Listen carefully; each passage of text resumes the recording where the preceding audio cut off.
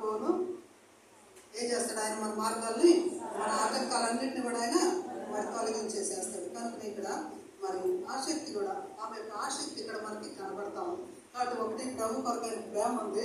కొన్నిసార్లు ప్రేమ ఉంది అంటాం కానీ ఏం చేస్తాం, వెనక్కి ఏలాడుతూ ఉంటాం కదా. ఆసక్తితోటి మనం ప్రభుని వెంబడించడానికి సేవించడానికి మనం తీర్మానం చేసుకుంటాం. అందుకని ఇక్కడ ఆమెలో ప్రేమ ఉంది, ఇంకేముంది ఆసక్తి కూడా ఉందనేది మనం చూస్తూ ఉన్నాం. కాబట్టి అందుకే ప్రభు ఏం చేసాడు, ఆమెకు ప్రత్యక్షపరచుకుంటూ వచ్చినట్లుగా మనం చూస్తాం. కొన్నిసార్లు చూడండి మనకు అనిపిస్తూ ఉంటుంది మేరీకే దేవుడు ప్రత్యక్షపరుచుకున్నాడు అనుకుంటా. కొన్నిసార్లు మనకు కూడా సంఘాల్లో లేకపోతే కుటుంబాల్లో కూడా మా అమ్మ ఇప్పుడు ఏం చేసింది, అక్కకే అన్నీ చెప్పింది, నాకు చెప్పదు అంటారు ఆడపిల్లలకి. అవునా కదా? ఎవరికి చెప్తారు చెప్పండి.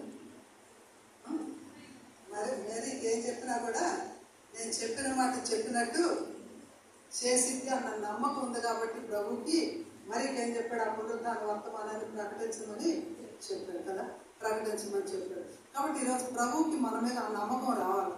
కాబట్టి శ్రేష్టమైనటువంటి మనం అరితిగా నమ్మకస్తులంగా ఉంటే ప్రభు ఏ పనైనా మనతో చెప్తాడు, మనతో చేయించుకోవడానికి అయినా ఇష్టపడేటటువంటి దేవుడు, ఇష్టపడేటటువంటి వాడు. కాబట్టి ఇక్కడ మరీలో ఇంకా కొంచెం దిగులు కూడా ఉంది. ఏముంది, ప్రభు చాలా మెరిట్స్ ఉన్నాయి మేరీలో, అయితే కొన్ని డిమెరిట్స్ కూడా ఉన్నాయి. అంటే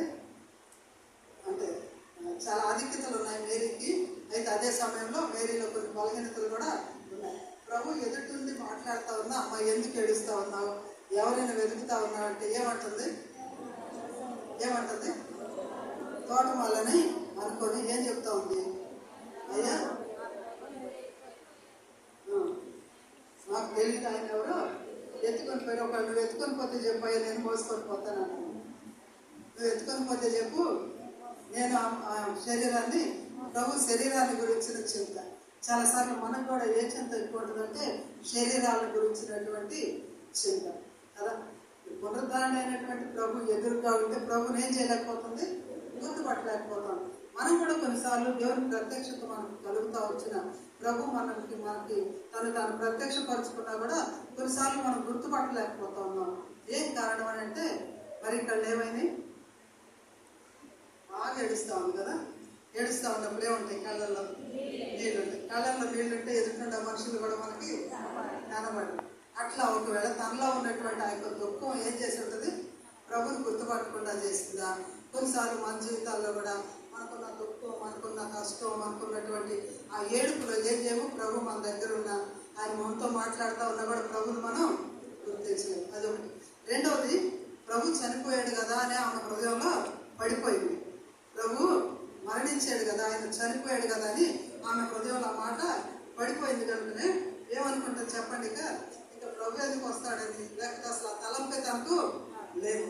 శరీరానికి సుగంధ ద్రవ్యాలు పూయాలని వచ్చింది కానీ ప్రభుకి మరి పునరుద్ధరణుడు అయినటువంటి ఆ ప్రభువుని గురించినటువంటి ఆలోచన తనకు లేదు.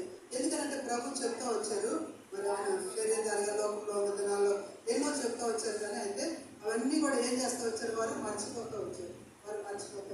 అయితే పునరుద్ధరణుడైనటువంటి ప్రభు లేఖనాలను కూడా తెలుస్తూ వచ్చారు. పునరుద్ధరణుడైనటువంటి ప్రభు ఆ సమాధి తెరవబడటం మాత్రమే కాదు కానీ లేఖనాలు తెరవబడతా వచ్చినాయి, శిష్యుల మనసులు తెరవబడతా వచ్చినాయి, శిష్యుల యొక్క హృదయాలు తెరవబడతా వచ్చినాయి, శిష్యుల యొక్క కళ్ళు తెరవబడతా వచ్చినాయి. తర్వాత లోకాసువార్త 24వ అధ్యాయంలో వారు ఆయనను గుర్తుపట్టారని మనం చూస్తాం. అయితే ఇప్పుడు ప్రభు వెంటనే ఏం చేశాడు, మరిని ఏమా మరియా అని పిలవగానే అది అలవాటైన స్వరం, అదే స్వరం అలవాటైన స్వరం. వెంటనే ఏముంది చెప్పండి, కాబట్టి ప్రభు ఎదురుగా ఉంటే చూడలేకపోతా ఉంది, మరీ గుర్తుపట్టడం లేదు అనుకొని మరీకి ఏదైతే అలవాటైందో, ఏ మాట పలికితే మరీ స్పందిస్తుందో ప్రభువుకు తెలుసు. కాబట్టి వెంటనే ఏం చేశాడు, మరియా అని పిలవగానే వెంటనే రబ్బుని అని పిలుచుకొచ్చినట్లుగా మనం చూస్తాం. కాబట్టి ఇక్కడ దీనిలో ఆసక్తి అయితే ఉంది, ప్రభు మీద చాలా ప్రేమ ఉంది. కానీ మరి ప్రభు చెప్పినటువంటి ఆ యొక్క లేఖనాలను లేకపోతే వాటిని ఏం చేస్తూ వచ్చారు, వాళ్ళు మరి మర్చిపోతూ వచ్చారు. కనుకనే మరి అదే మనసులో ఉంది కాబట్టి మరి ప్రభుని గుర్తుపట్టలేకపోతూ వచ్చింది. ఆ తర్వాత ప్రభుని గుర్తించిన తర్వాత ప్రభు అంటాడు, నన్ను ముట్టుకోవద్దని చెప్తూ అక్కడ ఒక ఆజ్ఞ ఇచ్చి వెళ్తా వచ్చాడు. ఏం చెప్పాడు, నువ్వు వెళ్ళి నా సహోదరులతో ఈ మాట చెప్పమని చెప్పినట్లుగా మనం చూస్తాం అన్నమాట. కాబట్టి ఈరోజు మన ప్రభు ఎవరనంటే, మనము ఆయన వైపు చూసినప్పుడు, అంటే దేవుని కొరకే జీవించాలనేటువంటి ఆశ మన హృదయంలో ఉన్నప్పుడు చూడండి, మన ప్రభు మరి ఆయన ఏదైనా మన చేత చేయించుకోవాలనేటటువంటి వాడు. స్త్రీలు బలహీనలే, కానీ అయితే ఆది కాండం మరి మొదటి నుంచి కూడా మనం చూస్తూ వస్తే ప్రభు యొక్క జన్మ మొదలుకొని పునరుత్థానం వరకు కూడా ప్రతి స్థలంలో, ప్రతి భాగంలో ఆయన యొక్క పరిచర్యలు అయితేనేమి, ఆయన యొక్క జన్మలో అయితేనేమి, ఆయన ఎదిగేటప్పుడు అయితేనేమి, ఆయన యొక్క అద్భుతాలు చేసేటప్పుడు అయితేనేమి, ఆ పరిచర్యలు చేసేటప్పుడు అయితేనేమి స్త్రీలు వెంటుండినట్లుగా మనం చూస్తూ ఉన్నాం అనుకోండి. కాబట్టి దేవుని యొక్క వాక్యంలో స్త్రీలను దేవుడు ఎంతో బలపరుస్తూ వచ్చాడు. ఆ దేవుడు ఈరోజు మనల్ని కూడా ఏం చేశాడు?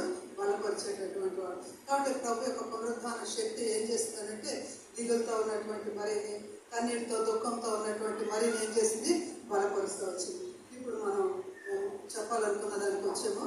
కాబట్టి మరి ఏం చేసింది? ఇప్పుడు వెళ్ళామా శిష్యులతోటి చెప్తా ఉంది, ప్రకటిస్తూ ఉంది కదా, స్వార్థ ప్రకటిస్తూ ఉంది. కాబట్టి ప్రభు యొక్క పునరుత్థాన వర్తమానాన్ని వారికి తెలియపరుస్తూ ఉన్నట్లుగా మనం చూస్తాం. ఈరోజు మనం కూడా ఏం చేయాలని దేవుడు కోరుతా ఉన్నాడు. మనందరికీ చాలా ఇష్టమైన మాట, ఎప్పుడు మనం చెప్పుకునే మాట ఉంటుంది. కీర్తనల గ్రంథం 68వ అధ్యాయము 11వ వచనం కదా. కీర్తనల గ్రంథం 68వ అధ్యాయము 11వ వచనం. దానిని ప్రభు మాట సెలవిచ్చేటప్పుడు, ప్రభు మాట సెలవిచ్చినప్పుడు ఏ స్త్రీలు అవసరం అంటామా? ప్రకటించేటటువంటి స్త్రీ.